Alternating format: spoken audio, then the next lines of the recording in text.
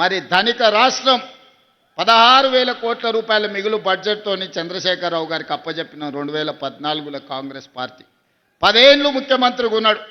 నేను ఇక్కడ ఉన్నోళ్ళని అందరిని అడుగుతున్నా, డబుల్ బెడ్రూమ్ ఇల్లు ఇస్తా అన్నాడు కదా, మీకెవరికైనా డబుల్ బెడ్రూమ్ ఇల్లు వచ్చిందా? ఇక్కడ వేలాది మంది ఉన్నారు కదా. అందుకే ఆయన ఎన్నికలప్పుడు చెప్పిన, ఏ ఊర్లో డబుల్ బెడ్రూమ్ ఇల్లు ఇచ్చినావో నువ్వు గా ఊర్లో ఓట్లు అడగాలి. ఏ ఊర్లో మేము ఇందిరమ్మ ఇల్లు ఇచ్చినామో మేము గా ఊర్లో ఓట్లు అడుగుతాం. హనుమాన్లో గుడి లేని ఊరని ఉండొచ్చు కానీ ఇందిరమ్మ ఇల్లు లేని ఊరు లేదు.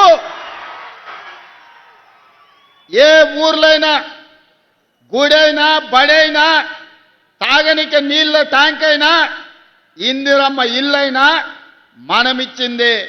ఇక్కడికి వచ్చిన వాళ్ళు గుండె మీద చేసుకొని ధైర్యంగా నిలబడి చెప్పొచ్చు.